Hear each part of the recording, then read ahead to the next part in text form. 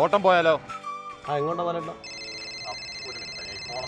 എന്നാ ഞാനൊരു ചായ കുടിച്ചോട്ടെ. ആയിക്കോട്ടെ ആയിക്കോട്ടെ.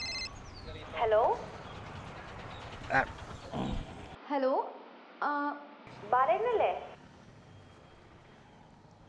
കിളിനാട് ഇതാരായിരിക്കും? ആ നേഴ്സ് കൊച്ചിൻ്റെ കല്യാണം കഴിഞ്ഞതാണല്ലോ.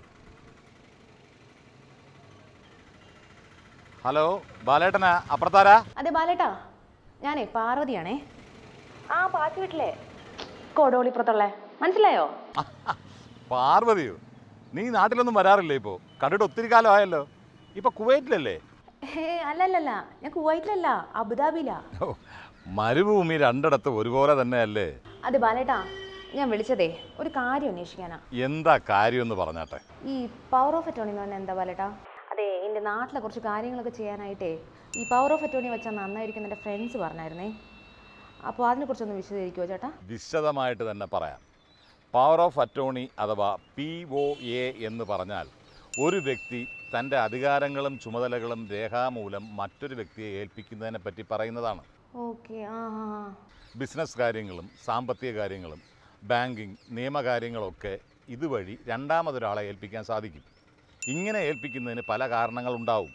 ഉദാഹരണത്തിന് പാർവതിയെപ്പോലെ വിദേശത്തായതുകൊണ്ട്, അല്ലെങ്കിൽ ചികിത്സയിലോ അസുഖം ബാധിച്ച് കിടപ്പിലായതുകൊണ്ടോ ഒക്കെ ആവാം റീസൺസ്. അപ്പോൾ അങ്ങനെ കാര്യമല്ലേ? ഇനി പാർവതിയുടെ അത്യാവശ്യം എന്താണെന്ന് വെച്ചാൽ പറയും, എന്നിട്ട് നോക്കാം ഏത് തരം പവർ ഓഫ് അറ്റോർണിയാണ് വേണ്ടതെന്ന്. അപ്പോൾ പലതരം പവർ ഓഫ് അറ്റോർണി ഉണ്ടോ? ഉണ്ടല്ലോ. General power of attorney GPA, special power of attorney SPA, durable power of attorney DPA തുടങ്ങി 3-4 തരം പവർ ഓഫ് അറ്റോർണികളുണ്ട്. അതെ, ഈ നാട്ടിൽ കുറച്ച് സ്ഥലം വാങ്ങിക്കാനായിട്ട് ഉദ്ദേശിച്ചപ്പോഴാണ് ഈ ഒരു ഐഡിയ വന്നേ. എന്തായാലും എനിക്കിപ്പോൾ ലീവൊന്നും എടുക്കാൻ പറ്റില്ല. അപ്പോൾ എനിക്ക് വേണ്ടതിൽ ഏത് പവർ ഓഫ് അറ്റോർണിയാ? പറയാലോ.